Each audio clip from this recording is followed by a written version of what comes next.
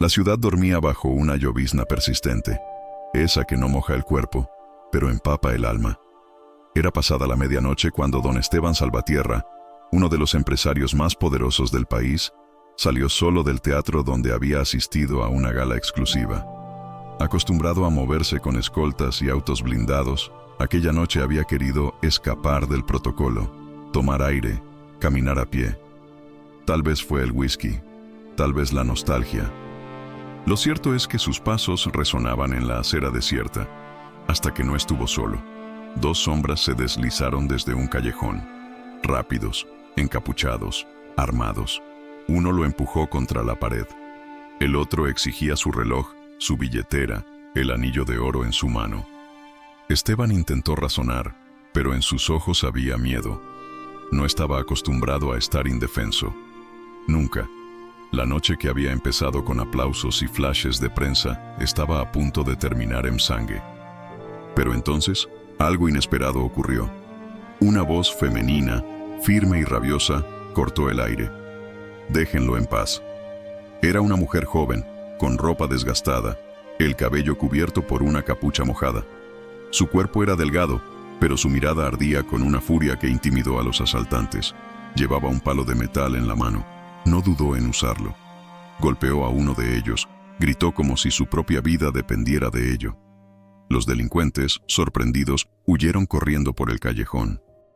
Esteban, aún jadeando, la miró sin entender. Ella no pidió nada. No buscó reconocimiento. Solo le dijo: «Tenga cuidado. No todos tienen segundas oportunidades». Antes de que pudiera responder, ella se perdió entre la lluvia.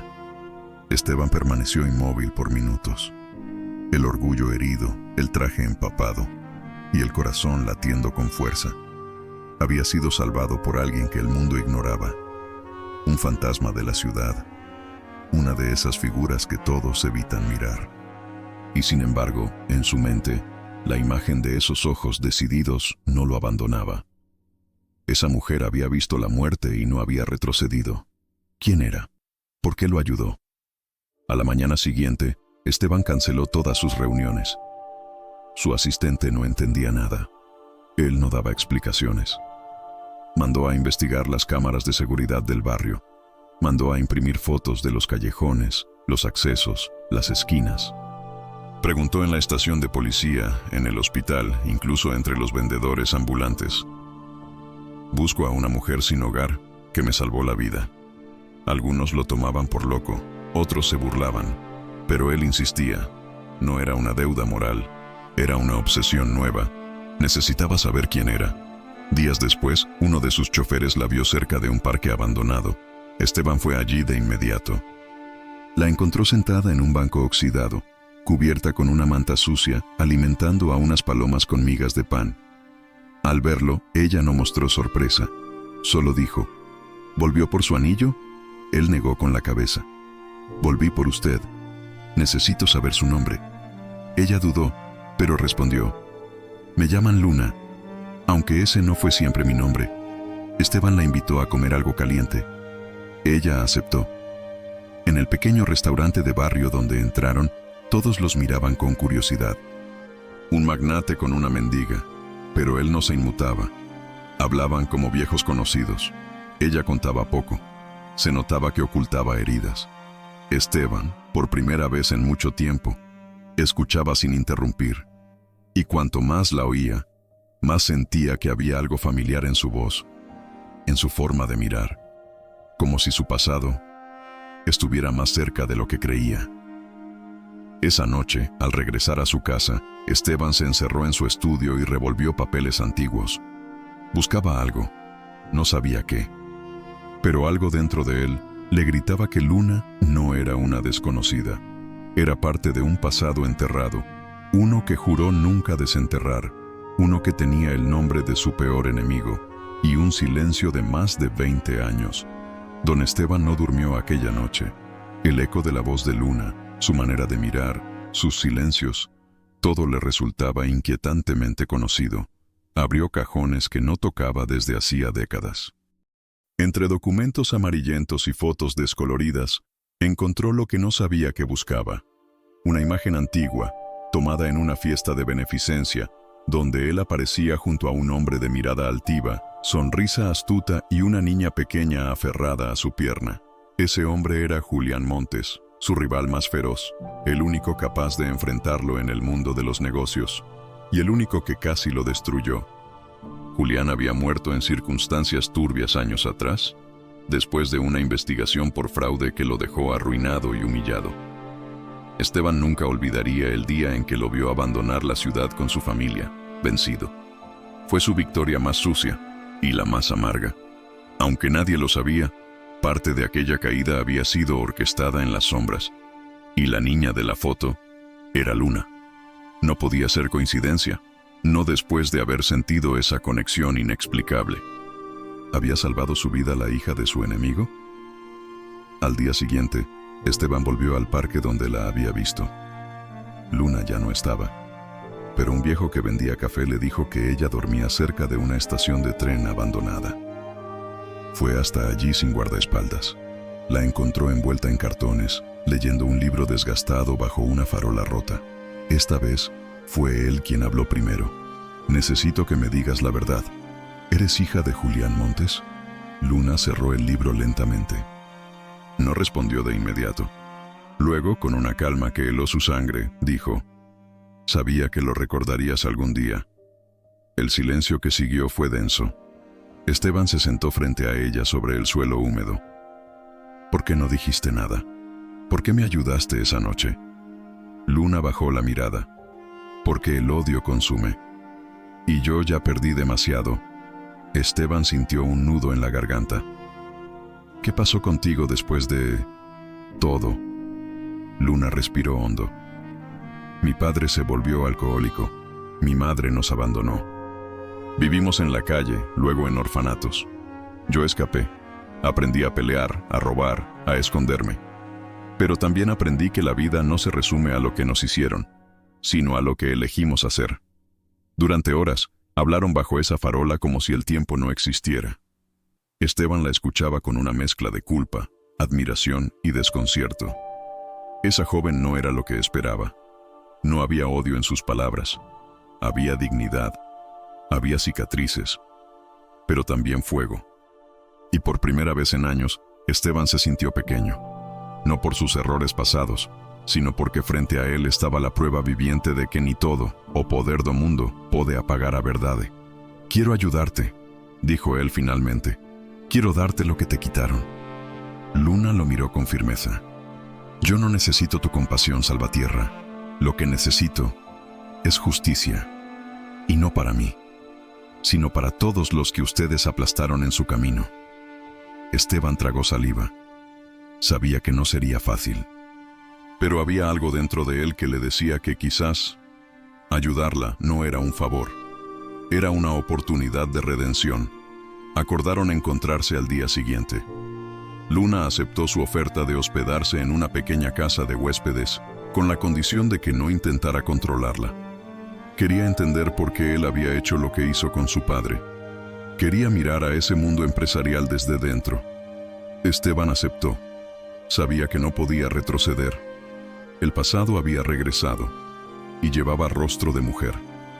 Esa noche, mientras Luna se duchaba por primera vez en semanas y dormía en una cama limpia, Esteban escribió en su diario una sola línea: «La hija del hombre que quise destruir fue quien me salvó la vida. Y quizás también, quien pueda salvar mi alma». Luna despertó en una habitación pequeña, pero limpia, con sábanas blancas y aroma a café recién hecho. Hacía años que no dormía sin escuchar bocinas, sirenas o pasos apresurados en la oscuridad. El silencio le resultaba ajeno, casi hostil. Caminó hasta el espejo del baño y se miró por varios minutos. Las ojeras, las marcas del frío y la calle seguían ahí, pero sus ojos estaban despiertos. Ya no eran los de una fugitiva. Ahora reflejaban algo nuevo: determinación. Mientras tanto, Esteban observaba desde su oficina los primeros informes de prensa del día, sin prestarles verdadera atención. Su mente seguía en Luna.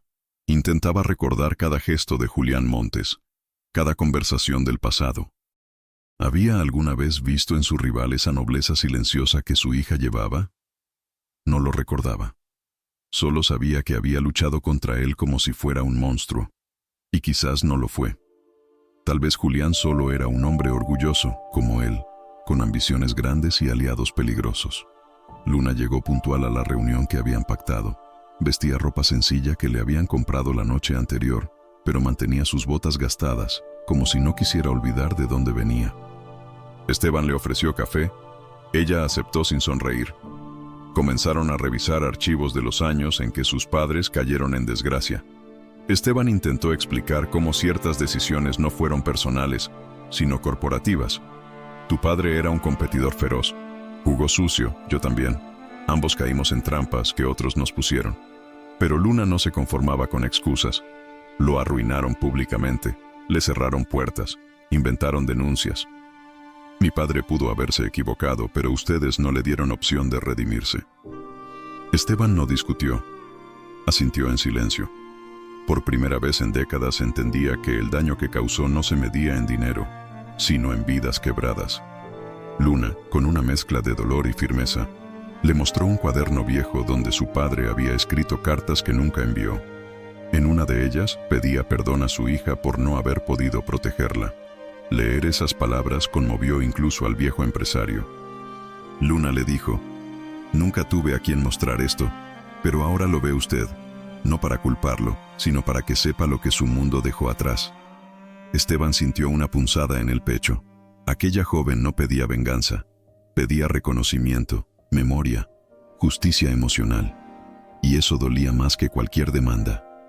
Esa tarde, Esteban la llevó a la fundación que él mismo financiaba, dedicada a jóvenes sin hogar. Luna recorrió el lugar con ojos críticos. Observó las condiciones, habló con los chicos, preguntó con calma. Al final, le dijo: «No es suficiente. Aquí limpian rostros, pero no curan heridas. Falta alma, falta calle. Falta gente que sepa lo que es dormir entre cartones». Esteban no se ofendió. «¿Y tú podrías enseñarnos eso?». Luna lo miró de frente. «Podría, si estás dispuesto a escuchar, no solo a pagar». Comenzaron a trabajar juntos.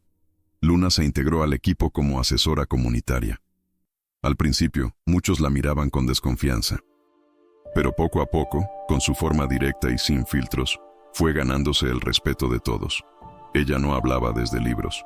Hablaba desde el suelo, desde el hambre, desde la herida. Y eso, en un mundo lleno de discursos vacíos, era un acto revolucionario. Esteban, desde la distancia, la observaba como quien presencia un fuego nuevo arder en la oscuridad. Luna no era caridad, era revolución silenciosa, una verdad que incomodaba, pero que no podía ser ignorada. Y en su interior, algo en él comenzaba a cambiar. Porque algunas cicatrices no se ven, pero son las que más enseñan a caminar distinto. El impacto de Luna en la fundación fue inmediato. En menos de un mes, había reorganizado las rutas de asistencia, reestructurado el comedor y creado un programa nocturno para que los jóvenes sin hogar pudieran refugiarse sin temor. No tenía títulos, pero tenía vivencia. Sabía cuándo alguien mentía por vergüenza y cuándo alguien callaba por miedo. Su liderazgo era natural, incómodo para algunos, revolucionario para otros.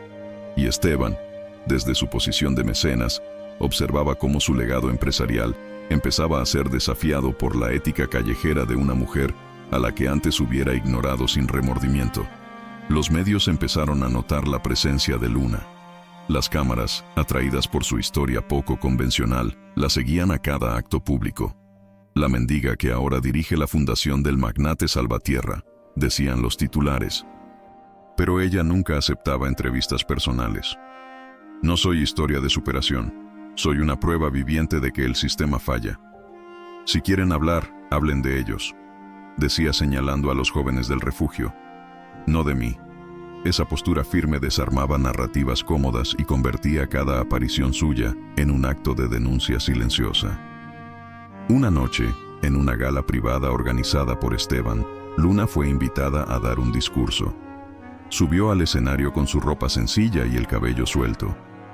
Los empresarios presentes la miraban con desdén apenas disimulado. Pero cuando habló, el salón enmudeció. Ustedes construyeron imperios sobre la espalda de personas que nunca verán en estas salas. Hoy, vengo a decirles que esas personas tienen nombre, historia, y que yo soy una de ellas. No busco su compasión. Busco que abran los ojos antes de que sus hijos hereden no solo su dinero, sino también su ceguera. Las redes sociales estallaron. Algunos la amaban, otros la atacaban. Pero nadie podía ignorarla. Esteban, en su oficina, vio el video una y otra vez. Luna no mencionaba su pasado. No hablaba de Julián Montes, ni de su historia. Pero en cada palabra, él sentía el eco de ese pasado rugiendo. Y sin embargo, en vez de temerlo, comenzó a entender que tal vez Luna no había llegado a su vida para destruirlo, sino para mostrarle quién había sido todo ese tiempo sin saberlo. Pese a la creciente admiración pública, Luna seguía visitando los refugios a pie, dormía algunas noches junto a los jóvenes más retraídos, cocinaba con ellos, lloraba con ellos. Nunca dejó que el brillo de los reflectores contaminara su esencia. Esteban intentó convencerla de mudarse a un mejor lugar, de contratar seguridad, de cuidar su imagen. Ella solo respondió: no vine aquí a parecer salvada. Vine a recordarles por qué nadie debería necesitar ser rescatado en primer lugar. Un día, mientras compartían un café, Esteban le preguntó: ¿alguna vez has pensado en vengarte? En denunciar todo, en destruir mi nombre como yo destruí el de tu padre. Luna lo miró serena. Muchas veces, pero aprendí algo en la calle. La venganza te mantiene viva, pero vacía. Y yo no quiero vivir más con odio. Quiero transformar lo que me mató. Y tú, estás empezando a dejar de ser parte del problema. Fue la primera vez que Esteban se permitió llorar frente a ella. No por debilidad, sino por revelación. Entendía ahora que todo el poder que había acumulado, todo el respeto que había exigido, no le servía frente a una verdad tan simple. Había una mujer frente a él que le había devuelto la vida y que cada día le enseñaba a usarla con sentido. Y así, sin palabras románticas, sin promesas, sin aplausos, se empezó a tejer entre ellos una conexión distinta. No era redención, no era amor aún, era reconocimiento. Y eso, en un mundo donde todos fingían, valía más que cualquier fortuna. Las semanas siguientes estuvieron marcadas por silencios que decían más que cualquier discurso. Luna y Esteban compartían cada vez más tiempo juntos, no en eventos públicos, sino en las trincheras silenciosas de la ciudad, cocinas comunitarias, hospitales olvidados, calles húmedas donde la esperanza se aferraba a cartones. Esteban, acostumbrado a salones alfombrados, aprendió a sentarse en el suelo, a escuchar historias sin juzgar, a ver rostros que antes no notaba. Y en ese aprendizaje comenzó a sentir algo que lo desestabilizaba: orgullo por Luna. Pero ese orgullo no venía sin dolor. Cada gesto de ella, cada frase firme, le recordaba lo que había ayudado a destruir. Luna era un reflejo viviente de todo lo que su ambición había pisoteado. Una noche le confesó: a veces me pregunto si tu padre aún estaría vivo si yo no hubiera firmado ese contrato. Luna lo escuchó sin parpadear. No lo sabremos, pero sí sé esto: si tú no cambias, alguien más morirá. Y no hablo de muerte física, hablo de lo que nadie ve, de los que caminan muertos por dentro. Esa frase lo sacudió. Desde entonces, comenzó a revisar cada uno de sus negocios. Cerró acuerdos que consideraba injustos, indemnizó empleados ignorados, despidió ejecutivos corruptos. La prensa no tardó en notar la transformación. Algunos lo acusaron de debilidad, otros hablaron de redención. Pero para Esteban, no se trataba de limpiar su imagen, se trataba de construir un legado que no diera vergüenza. Y en ese nuevo mapa de decisiones, Luna era su brújula. Mientras tanto, Luna fue invitada a un congreso internacional sobre pobreza estructural. Aceptó con una condición: que la acompañaran dos jóvenes de la fundación.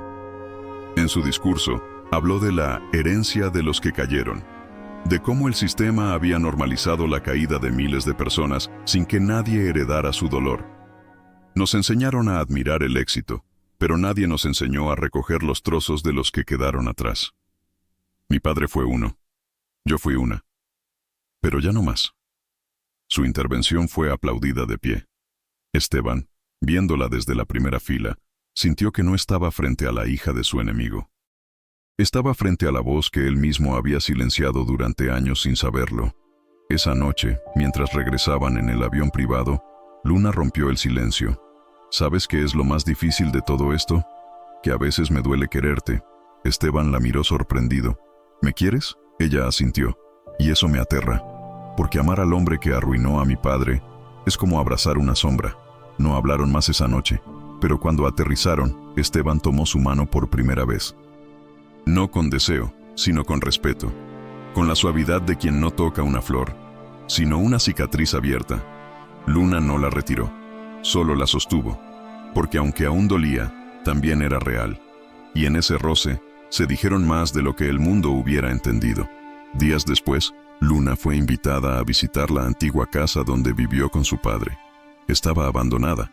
Polvo, humedad, ecos del pasado. Caminó por cada habitación con pasos lentos. Esteban la acompañó en silencio. En el estudio, encontró un cuaderno viejo con anotaciones de Julián. Mi hija será más fuerte que yo, decía una página, porque crecerá entre ruinas, pero con raíces profundas. Luna cerró el cuaderno con lágrimas en los ojos.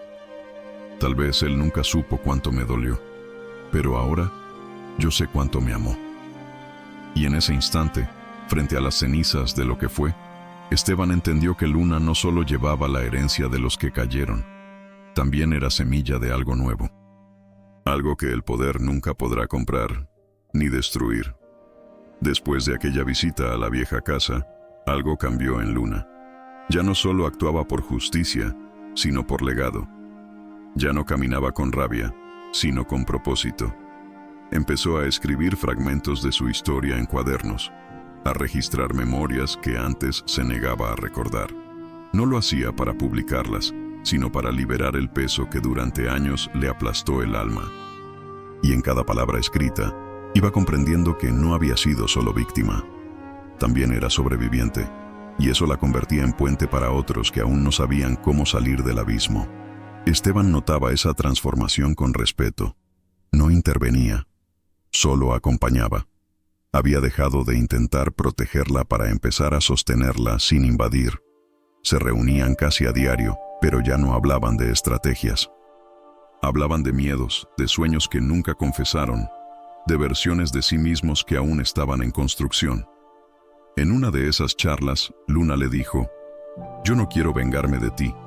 Quiero que mi existencia te transforme. Que cuando ya no esté, tú sigas haciendo lo correcto sin necesitar mis ojos encima». Esa noche, Esteban comprendió que redención no era pedir perdón, era vivir de manera distinta. Cambió la junta directiva de la fundación, incorporó a antiguos residentes, se dio poder. Dejó de donar para calmar culpas y empezó a invertir para sembrar futuro. Su nombre comenzó a asociarse no solo al dinero, sino al cambio real. Pero lo que más le importaba era la mirada de Luna. Cuando ella lo observaba con aprobación silenciosa, él sentía que por fin valía más que sus empresas. Una tarde, Luna fue entrevistada por una revista internacional. Le preguntaron si alguna vez imaginó trabajar codo a codo con el hombre que destruyó a su padre. Ella respondió sin vacilar: «Nunca imaginé que él pudiera cambiar, pero lo está haciendo. Y yo estoy aprendiendo que amar también puede ser un acto de resistencia». Aquella frase se volvió viral, pero más allá de la polémica, revelaba una verdad profunda. Luna no era una heroína perdonando a un villano. Era una mujer tejiendo luz con los hilos de su propia oscuridad.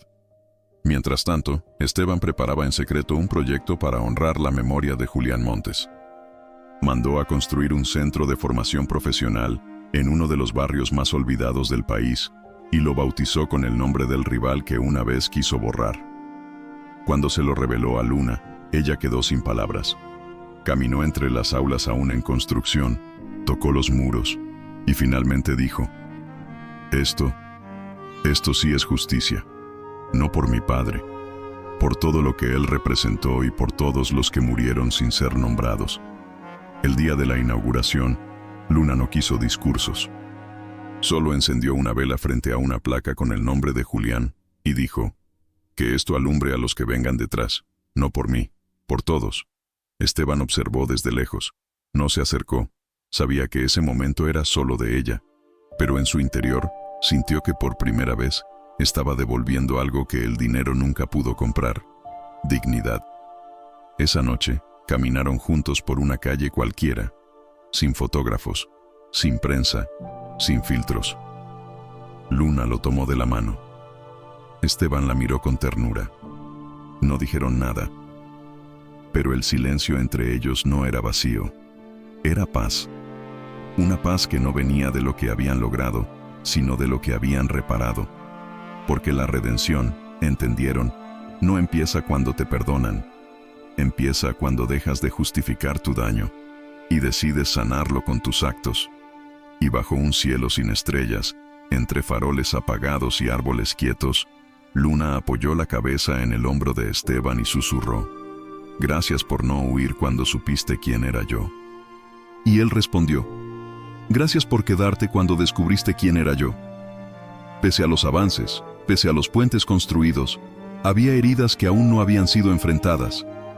Luna lo sentía cada vez que alguien mencionaba a su padre en voz alta, o cuando miraba los rostros de los hombres poderosos que aún ocupaban cargos que lo condenaron sin prueba ni defensa. Esteban también lo percibía. Había días en los que la mirada de Luna se volvía distante, como si regresara a esa niña que vio a su mundo desmoronarse sin poder hacer nada, y entendía que, aunque ella lo había perdonado con acciones, había una verdad que aún no había cicatrizado del todo. Un día, Luna encontró un viejo documento en los archivos de la fundación. Era una copia de una denuncia antigua firmada por uno de los socios de Esteban en contra de Julián Montes. La acusación estaba basada en pruebas falsas, y el sello de aprobación llevaba el nombre del propio Esteban. Ella no dijo nada en ese momento. Guardó el documento y pasó días en silencio, procesando. No por odio, no por venganza, sino porque entendía que, si realmente querían avanzar, no podía seguir construyendo sobre verdades a medias. Finalmente, una noche lo confrontó. Le entregó el documento sin una sola palabra. Esteban lo leyó con el rostro blanco. Sabía lo que era. Recordaba perfectamente ese momento. Lo firmó por presión, por estrategia, por miedo a perder. Pero nunca imaginó que esa decisión firmada desde una oficina sería el clavo final en la tumba de Julián. Levantó la mirada. «Luna, yo...». Ella lo detuvo con la mano. «No quiero explicaciones. Solo quiero que me digas si volverías a hacerlo. Si ese Esteban que firmó eso aún vive en ti». Esteban se levantó. Caminó por la habitación como si cargara 100 kilos sobre los hombros. «No, hoy no lo haría. Pero esa respuesta no borra lo que hice. Solo quiero que sepas que desde ese día, algo en mí se rompió también. Nunca me sentí triunfador, solo vacío». Luna lo observó en silencio. No lloró, no gritó, solo asintió con la cabeza. «Entonces ya no necesito que cargues más con eso. Solo necesito que lo repares, como sabes hacerlo ahora». A la mañana siguiente, Esteban convocó una conferencia de prensa inesperada. Ante los medios, reconoció su participación en la caída de Julián Montes. Admitió su firma, su silencio, su cobardía. No usó la palabra error. Usó complicidad. Dedicó su discurso a quienes fueron destruidos por decisiones que hoy llamaríamos estrategia, pero que no fueron más que crueldad elegante. El país entero reaccionó. Algunos lo aplaudieron, otros lo condenaron.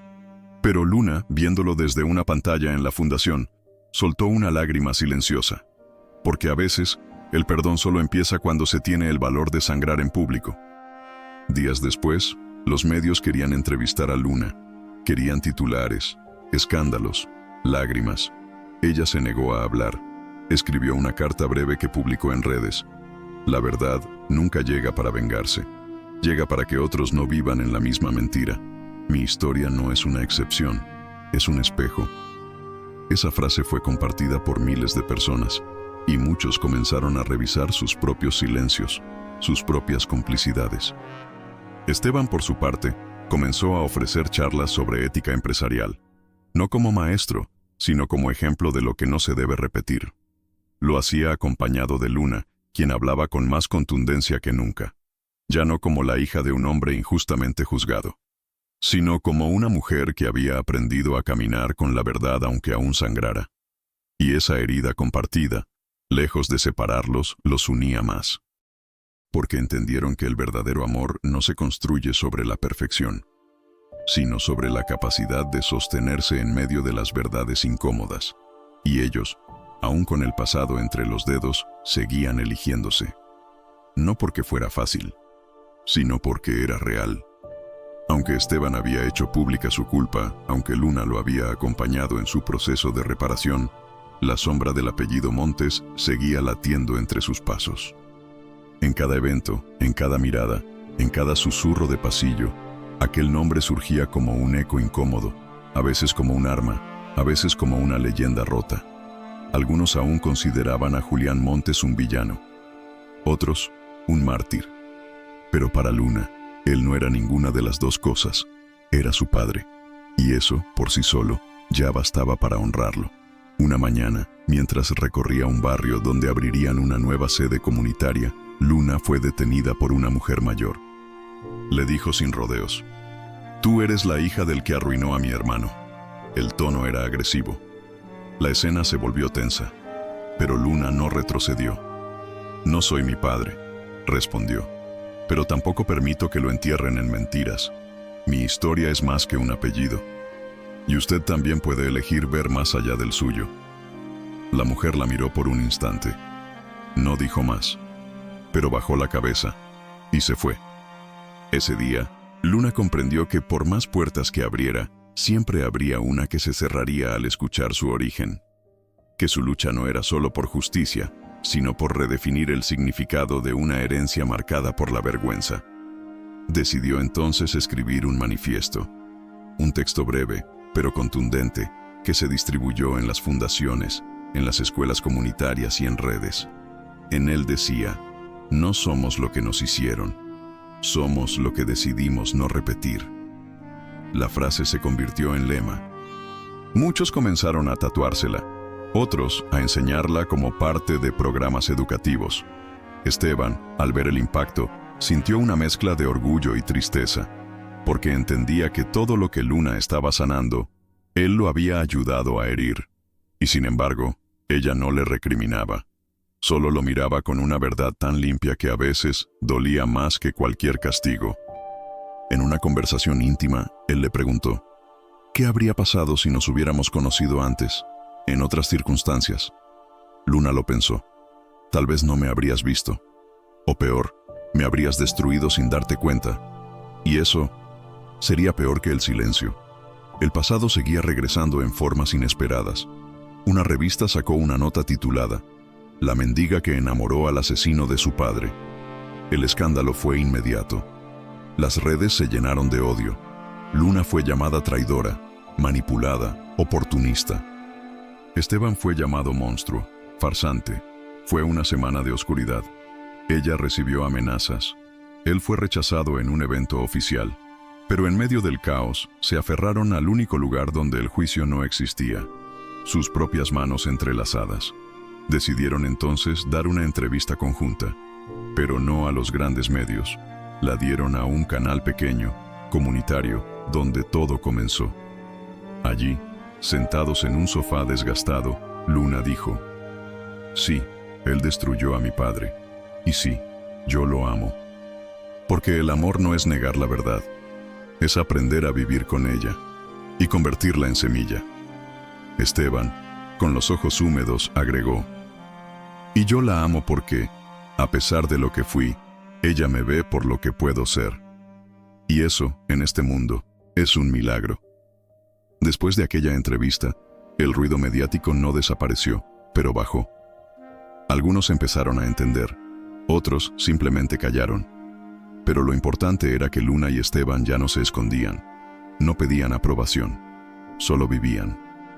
Y eso era más poderoso que cualquier titular, porque el nombre Montes aún los perseguía, pero ya no como una carga, sino como una historia que había dejado de ser tragedia para convertirse en raíz. Habían pasado meses desde que Luna y Esteban decidieron dejar de justificar su historia y empezar a vivirla sin miedo.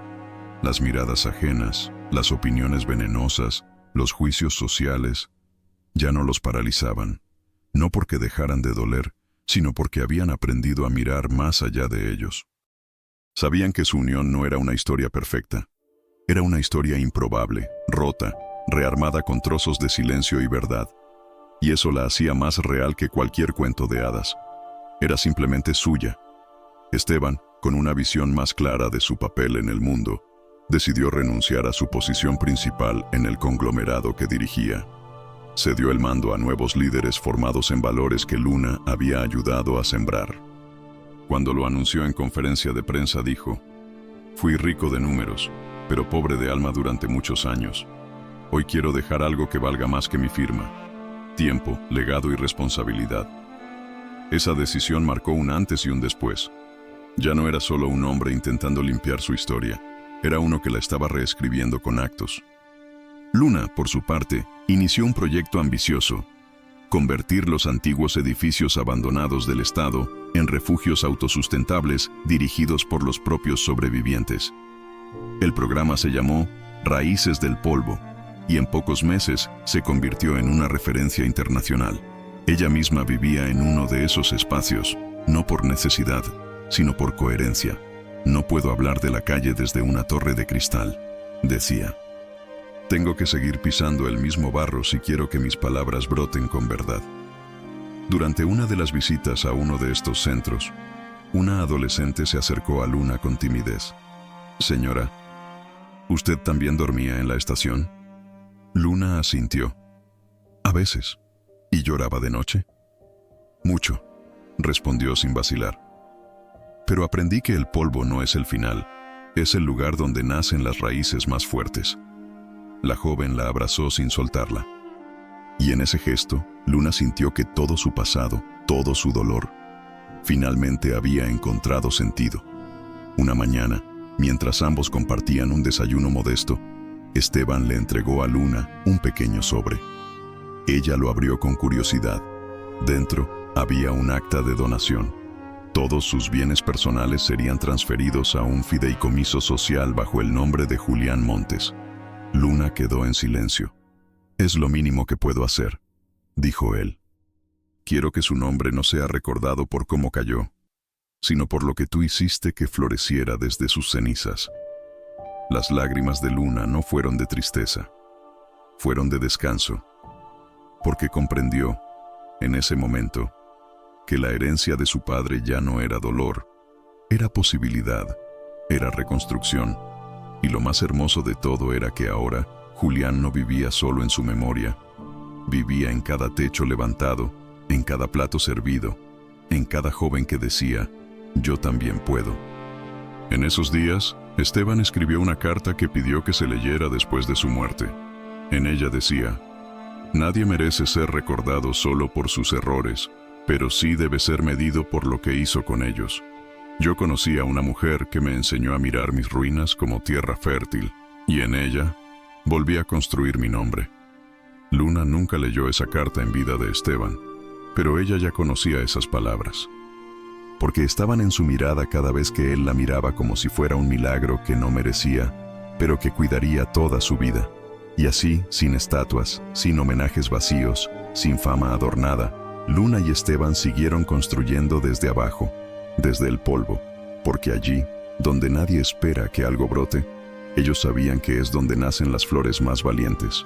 En un rincón olvidado de la ciudad, donde antes había un basurero municipal, comenzó a levantarse un nuevo proyecto. Luna lo nombró el lugar donde volver a empezar. No era un nombre poético, era una declaración. Allí no habría archivos judiciales ni pruebas de ingreso, solo personas que hubieran tocado fondo y decidieran, por voluntad propia, que querían volver a escribir su historia. El terreno fue cedido por el propio Esteban, quien personalmente ayudó a colocar la primera piedra. Durante la inauguración, no hubo discursos grandilocuentes ni aplausos preparados. Solo un círculo de sillas, una olla de guiso popular y una frase pintada en la pared: «Aquí nadie te pregunta quién fuiste, solo quién decides ser ahora». Luna, de pie frente a ese mural, entendió que su historia había dejado de girar alrededor del dolor y comenzaba a girar alrededor de la vida. No la vida perfecta, sino la vida real, llena de cicatrices, pero vivida de pie. Esteban asistía todos los días en silencio. No dirigía, no controlaba, no opinaba, solo estaba. Se sentaba a tomar mate con los nuevos ingresantes, escuchaba sin interrumpir, ayudaba a cargar ladrillos o a pelar papas. Para muchos, seguía siendo el millonario. Para Luna, ya no. Ahora era Esteban, el hombre que eligió reconstruirse piedra por piedra, aunque nadie se lo exigiera. Su sola presencia, sin títulos ni trajes caros, era testimonio de que el cambio no es un discurso, es un hábito. Un día, Luna encontró a Esteban sentado solo, mirando hacia el horizonte con ojos ausentes. Se acercó y se sentó a su lado. ¿Estás bien? Sí, solo pensaba en todo lo que fui y en todo lo que no quiero volver a ser. Luna tomó su mano. Entonces quédate aquí. Este lugar no fue hecho solo para los que cayeron. También es para los que aprendieron a levantarse sin hacer caer a otros. Esteban la miró con una sonrisa leve. Eres mi lugar para volver a empezar. Aquel momento selló algo entre ellos que ya no necesitaba nombre. Ya no eran redentor y redimida. Ya no eran enemigos reconciliados ni amantes que vencieron el pasado. Eran simplemente dos personas que decidieron habitar el presente con dignidad. Había noches en que Luna leía en voz alta mientras él cerraba los ojos. Había mañanas en que él le cocinaba en silencio. Ya no necesitaban explicar lo que eran. Lo estaban viviendo. Meses después, se organizó un encuentro entre antiguos rivales del mundo empresarial. Esteban fue invitado. Muchos se negaron a saludarlo. Otros, por simple conveniencia, lo trataron con cortesía. Pero al final de la noche, cuando subió al escenario y lo presentó como uno de los hombres más valientes que conocía, fue Luna quien lo hizo. No por sus logros, dijo, sino porque se atrevió a perderlo todo para encontrar lo que realmente importa. Las palabras resonaron más que cualquier número, y aunque las cámaras estaban presentes, a Esteban no le importaba la imagen proyectada. Solo le importaba que Luna lo viera como alguien digno de estar allí, entre los que ayudan a reconstruir el mundo con manos sucias y corazón limpio. Al bajar del escenario, se abrazaron sin protocolo. Solo ellos, solo amor, solo verdad. Y en esa verdad, cada uno encontró su casa, porque el verdadero lugar para volver a empezar no es un espacio físico, sino una persona que te mira y te dice, aún estás a tiempo. El paso del tiempo empezó a hacerse notar en los silencios más que en los cuerpos. Esteban ya no caminaba con la misma firmeza, pero sus ojos seguían cargando la misma luz cada vez que veía a Luna cruzar la puerta. Ella, por su parte, conservaba la misma energía, pero su voz había ganado una calma que solo tienen quienes ya no corren, porque encontraron a dónde quedarse. Vivían sin grandes planes, solo el de estar, y en ese estar, construían algo que ninguna herencia económica podía ofrecer: pertenencia. Un día, una joven del centro Raíces del Polvo le preguntó a Luna si alguna vez pensó en ser madre. La pregunta, tan inocente, la descolocó por dentro. No por temor, sino porque, sin darse cuenta, ya lo estaba haciendo de decenas de jóvenes que la llamaban tía, jefa o simplemente mamá Luna. Aquella noche se lo contó a Esteban entre risas. ¿Y tú?, le preguntó. ¿Te arrepientes de no haber tenido hijos? Esteban pensó en silencio. Tuve empresas, tuve casas, tuve premios. Pero nada de eso me miró con gratitud cuando desperté por las noches. No, no me arrepiento, porque ahora tengo esto. Esto era todo. Era la comunidad que habían levantado.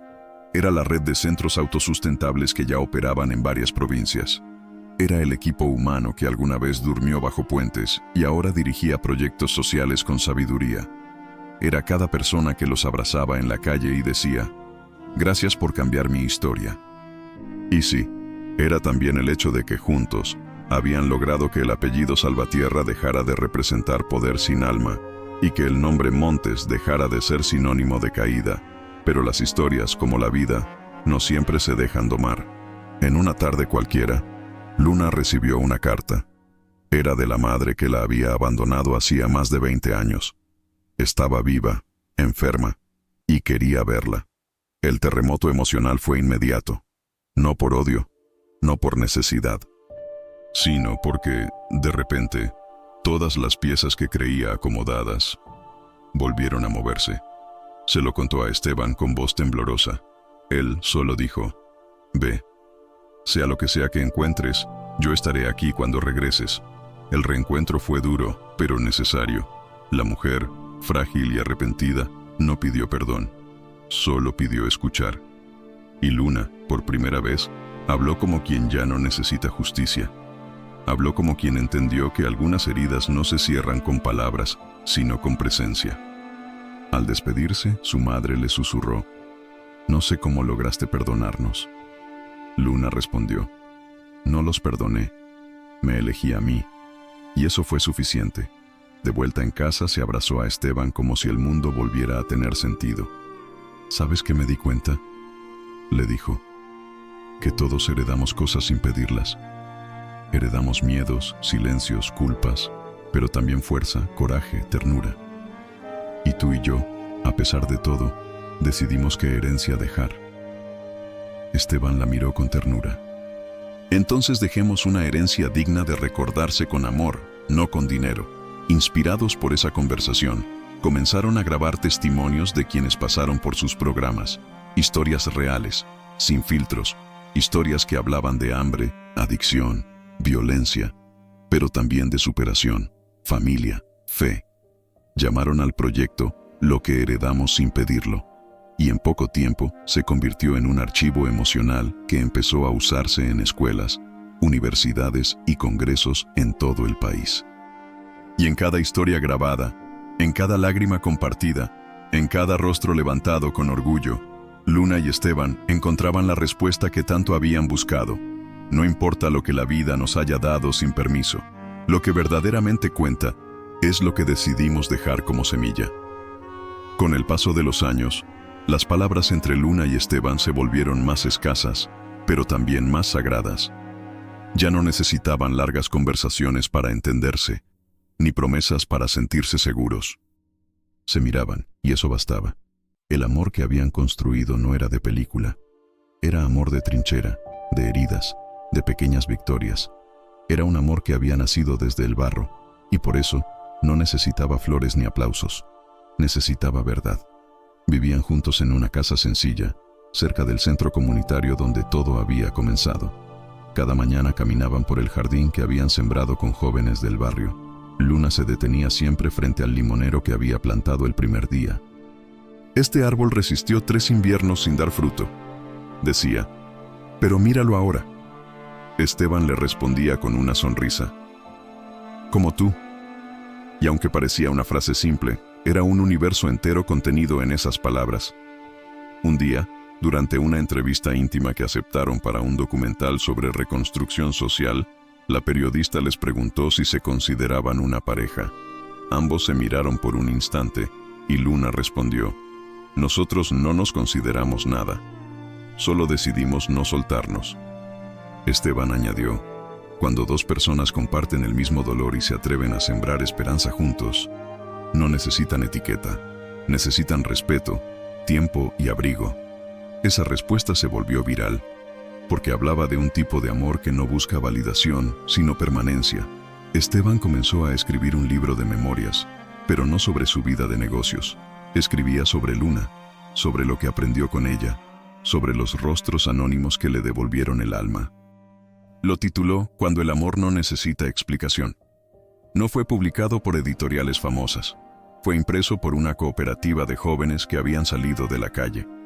Y cada ejemplar vendido servía para financiar alimentos y becas de estudio. Era, como él decía, su forma de pagar una deuda sin nombre. Una noche cualquiera, mientras cenaban en silencio, Luna tomó su mano y dijo: «Gracias por quedarte incluso cuando descubriste mi dolor más feo».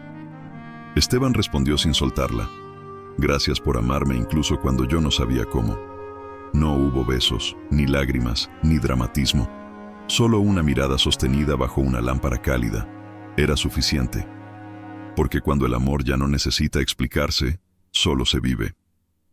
En esos días, Luna recibió una invitación para recibir un reconocimiento nacional por su labor social. Dudó en aceptarlo. Nunca le gustaron los escenarios, pero Esteban la animó. No lo hagas por ti. Hazlo por todas las que aún no han sido escuchadas. El día del evento, Luna subió al escenario con sus botas viejas y una sonrisa serena.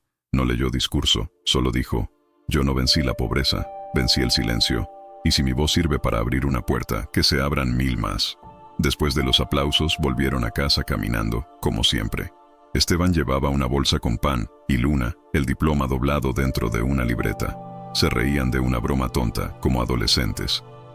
Y al llegar al portón, Luna se detuvo. ¿Te das cuenta que hace años esto era impensable? Esteban asintió. Y sin embargo, aquí estamos. No por suerte, sino porque elegimos no rendirnos. Y esa elección diaria, la de quedarse, la de mirar de frente, la de no escapar del pasado ni del dolor, era, sin saberlo, la definición más honesta de amor que jamás habían conocido. El invierno llegó con lentitud, como si respetara el ritmo pausado que Luna y Esteban habían adoptado. Las madrugadas eran más frías, los silencios más prolongados, y sin embargo, el calor entre ellos seguía intacto. Era un fuego sereno, alimentado por gestos pequeños. Una taza de té servida en silencio, una manta colocada sobre los hombros, una carta dejada sobre la almohada con una sola frase: gracias por hacerme querer vivir distinto. Ya no buscaban más, solo se dedicaban a cuidar lo que habían encontrado. Una mañana, Esteban no se levantó a la hora de siempre. Luna pensó que dormía más por el frío, pero al entrar a la habitación, lo encontró recostado, con el rostro en paz y una libreta abierta sobre el pecho. Había escrito su última página. Si llegas a leer esto, es porque cumpliste tu promesa de quedarte, y eso hizo que todo valiera la pena. Luna no gritó, no lloró. Se sentó a su lado y lo tomó de la mano por horas. Sabía que el cuerpo podía partir, pero el alma de alguien como Esteban ya estaba sembrada en demasiados lugares como para desaparecer. El funeral fue modesto. Luna no permitió homenajes vacíos ni discursos forzados. Solo invitó a aquellos que Esteban había tocado de verdad. Antiguos rivales, chicos rescatados de las calles, madres solteras, enfermeros, jóvenes líderes. Cada uno llevó algo: una foto, una carta, una flor robada de la vereda. Luna no dijo nada al principio, pero al final se paró frente a todos y dijo: no vengan a recordar su poder, vengan a continuar lo que él empezó. Porque si algo me enseñó Esteban, fue que lo importante no es cómo uno muere, sino cómo transforma su culpa en generosidad. Días después, Luna volvió al centro comunitario donde todo había empezado. Caminó por el jardín, regó el limonero, saludó a los nuevos voluntarios. Nadie le dio el pésame. No hacía falta. Sus ojos decían lo necesario y su presencia firme, sin maquillaje ni ceremonia, hablaba de una fortaleza silenciosa. Al llegar al salón principal, encontró un mural que los jóvenes habían pintado. Una imagen de ella y Esteban sentados en un banco, con la frase: su historia no termina aquí. Comienza en cada uno que decide no rendirse. En lugar de encerrarse en el duelo, Luna decidió abrir una nueva ala del proyecto Raíces del Polvo, dedicada a formar líderes comunitarios bajo el nombre de Escuela Esteban Salvatierra de Sabiduría Vivida. Allí no se enseñaban solo números o leyes. Se hablaba de ética, de empatía, de responsabilidad emocional. Se estudiaban casos reales, errores propios y formas de volver a empezar después del colapso. Luna misma daba clases, no como profesora, como sobreviviente. Un día, mientras caminaba por la biblioteca del centro, una niña de 8 años le preguntó si era verdad que ella había sido mendiga. Luna sonrió. Sí, dormí en la calle, comí de la basura, me perdí muchas veces. ¿Y ya no tienes miedo? Siempre tengo miedo, respondió. Pero aprendí que el miedo no es excusa para no intentarlo otra vez. Esa niña la abrazó, y en ese abrazo, Luna sintió que la historia que había vivido con Esteban no necesitaba estatuas, solo multiplicarse en gestos como ese. Luna envejeció con dignidad. Su nombre dejó de ser un escándalo para convertirse en una referencia.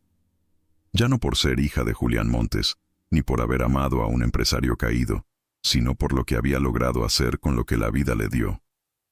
Un día, sentada frente al limonero ya frondoso, escribió en su cuaderno: "No fuimos perfectos, pero fuimos posibles. Y a veces, eso es más que suficiente para cambiar el mundo de alguien". Y así, entre libros usados, canciones suaves en la radio, y cientos de personas que aún repetían su historia como faro, Luna supo que su final no era un punto, era una semilla. Porque cuando dos personas deciden reconstruirse con las ruinas del otro, su historia no termina con ellos. Empieza en los corazones que aprendieron a no tener miedo de volver a amar.